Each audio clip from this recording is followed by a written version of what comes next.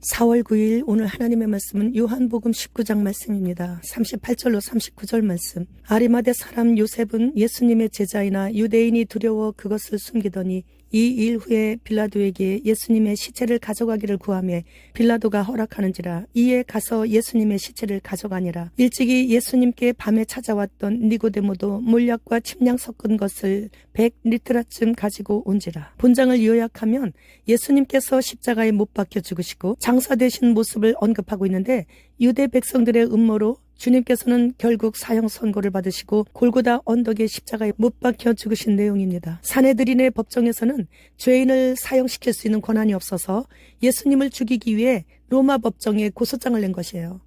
당시 로마 총독 본디오 빌라도는 아무리 찾아도 죽일 만한 이유를 못 찾는다고 기각하자 이번에는 자신들의 율법 조항을 내세우며 여호와의 일을 회방하면 그를 죽여야 한다고 주장하는 거예요. 예수님이 유대인의 왕이라고 주장함으로써 로마에 반역하고 있다고 하는 정치적인 고소를 취하하고, 그 대신에 예수님이 자신을 하나님의 아들이라고 말함으로써 모독죄를 지었다는 새로운 고소 내용을 제시하는 거죠. 결국 빌라도는 예수님을 십자가형에 처하라는 명령을 내립니다. 그러므로 인해서 하나님의 아들을 죽인 대역 죄인이 되었어요. 그러나 예수님에게 누명을 씌워 로마 정부에 넘겨준 대제사장 가야바의 죄가 단연우뜸이죠.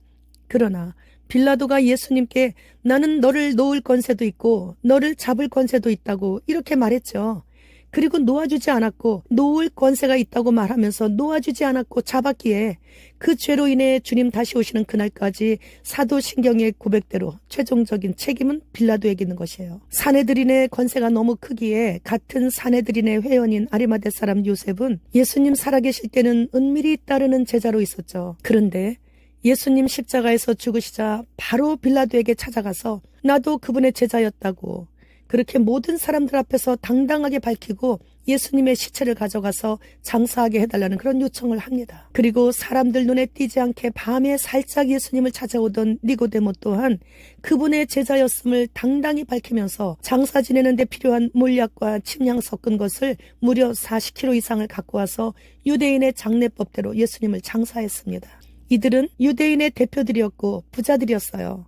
그러나 예수님 살아계실 때는 사회생활 하는데 제약을 받기에 숨어서 남몰래 주님을 따르던 제자들이었죠. 그러나 예수님이 돌아가시자마자 이들은 그 모든 제약을 무시하고 앞에 나서서 예수님의 장례를 직접 치렀어요. 우리도 지금까지는 세상에서 먹고 살아야 하기에 대충 눈 감고 넘어가는 일들이 있었죠. 그러나 이제는 주님 오심이 너무나 가깝기에 그 모든 소중한 것들을 잃어버린다 해도 영생을 주시는 하나님께 온전히 나아가야 하는 거예요.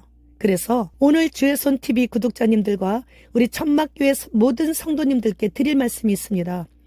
저도 그분을 따르는 제자입니다. 지금 유익한 유튜브를 보다가 자신도 모르게 클릭하는 무익한 유튜브를 이것저것 들어가서 보다가 다 망하게 생겼어요. 그리고 지금은 때가 때인 만큼 유튜브에 시간을 많이 할애한다면 망하는 것은 기정사실이거든요.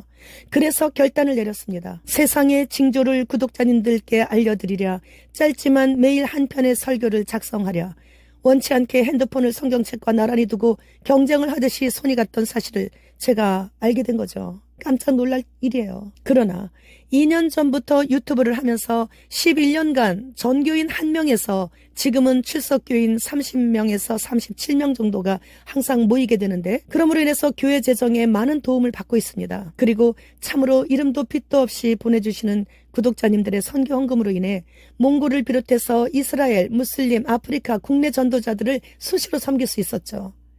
이번에 이 선교 헌금은 그분이 드렸습니다.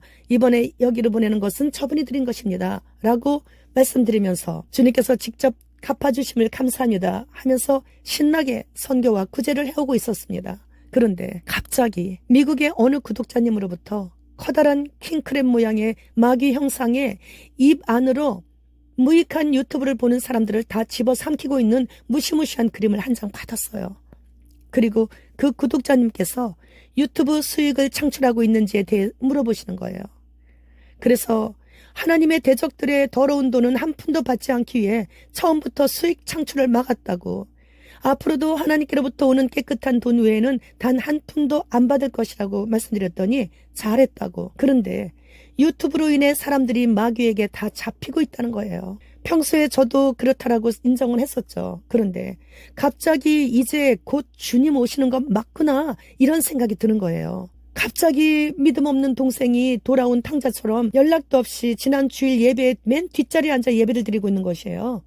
그리고 에스겔 38장의 주일 설교를 통해서 지금이 마지막 때 종말의 그때임을 그 아이가 듣고 있는 거예요. 어제 월요일은 수십 년간 신앙 때문에 만나지 않았던 친구들에게 마지막으로 주님 곧 오신다고, 내가 너희들을 꼭 한 번은 만나고 가야 할 것 같다고 해서 약속을 했고, 그리고 친구들을 만나러 가기 직전에 미국의 구독자님으로부터 유튜브로 인해 수많은 영혼들이 미혹되고 있다고, 유익한 유튜브를 듣기 위해 들어갔지만 그것만 듣고 나오지 않는다고, 영혼의 무익한 쇼츠 등으로 인해 미혹을 당하고 시간을 다 빼앗겨가지고 세월을 낭비하고 있다는 그런 말씀이 예사로 들리지 않는 거예요. 준비해라.